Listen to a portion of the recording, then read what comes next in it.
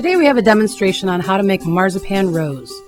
You're going to start with a plastic bag, split the sides open, put the marzipan inside, and then fold the bag back over the top.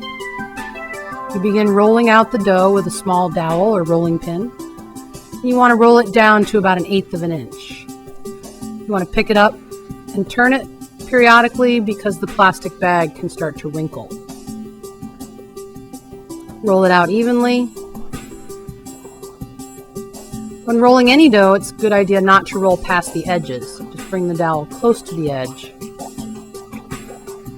Make sure your dough is not wrinkling. You rotate, continue rolling.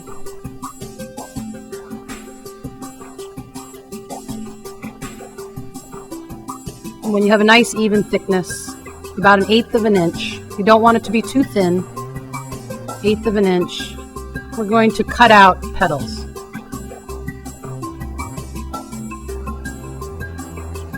You need a small cookie cutter, and you'll start to cut out 9 individual petals. Place the petal on the other side of the plastic bag.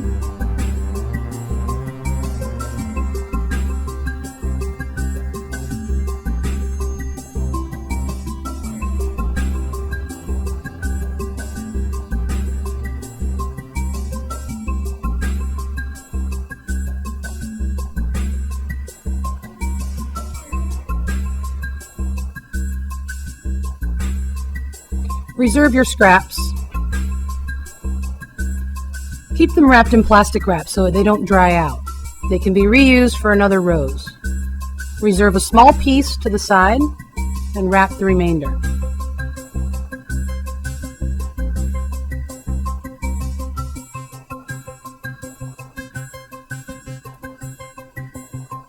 Now place the plastic bag back over the top.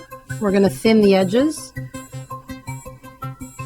Using your thumb, you're going to press along the outside edge, creating a thin sloped edge. You want to do that on at least half of the petal. From 12 o'clock to 6 o'clock, go around the perimeter. You don't want it to be too thin. If it gets too thin, it'll start to shred or possibly stick to the bag. Use the underside of your thumb to create a slope. Leave a small section of the petal on the back side thick, that's not thinned out.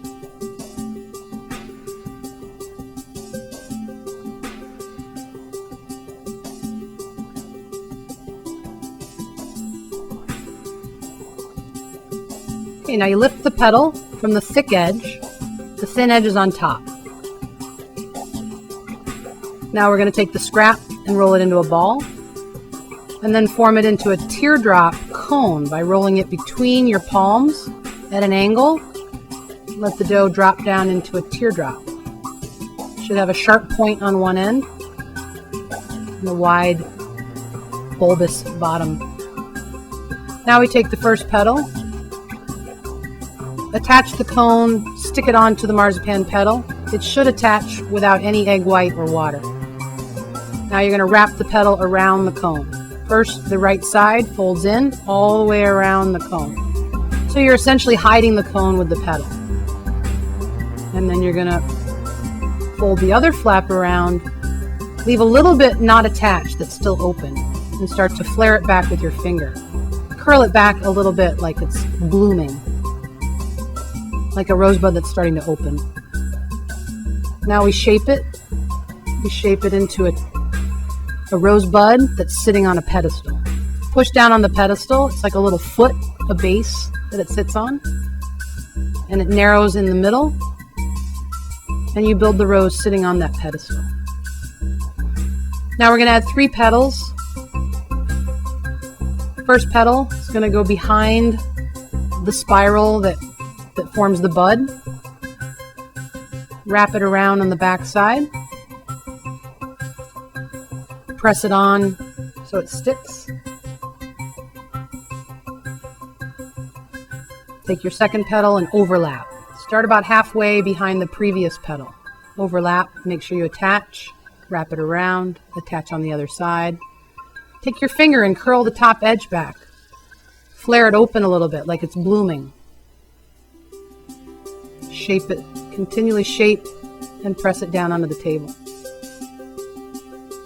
Lay the third petal on. This basically completes the first rotation around the bud. It takes 3 petals to surround the bud. It's important that you attach them and then shape. I whittle it down between my fingers, press it back onto the table so the foot or the pedestal that it's sitting on gets larger with each row of petals. Now the final 5, we make a cut, about a 1/2 inch cut. That's on the thick edge. Now you're going to overlap and press them back together to create a cup shape, so it's slightly cupped.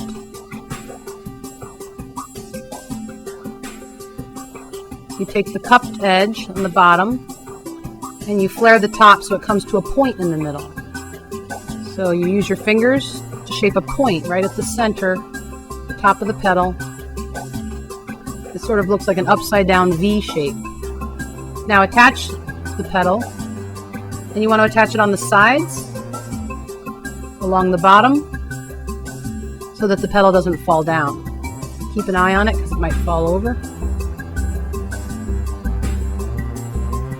Make the cut. Create a cup shape in the petal, holding the bottom that's cupped. Flare the top back, form an upside down V shape, and attach. The first petal is at 12 o'clock, the next petal will be at 2 o'clock, and the next one at 4 o'clock. And you're going to work your way around. 5 petals will rotate around and meet back up where the first one is. It's important to attach the petal on the sides at the 3 o'clock and 9 o'clock position. Push with your finger, attach it.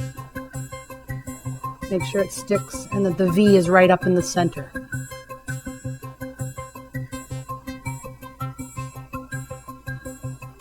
Continue shaping and repeat that with the last 2 petals. There, after all 5 are on, we have a rotation of these 5 working around.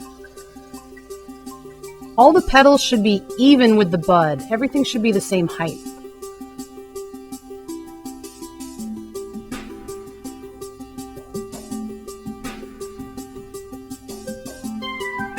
Make sure you attach it around the bottom and the sides.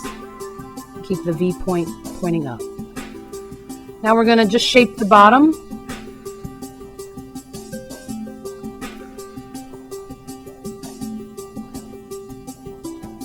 Okay, to shape the bottom, we roll it between our fingers.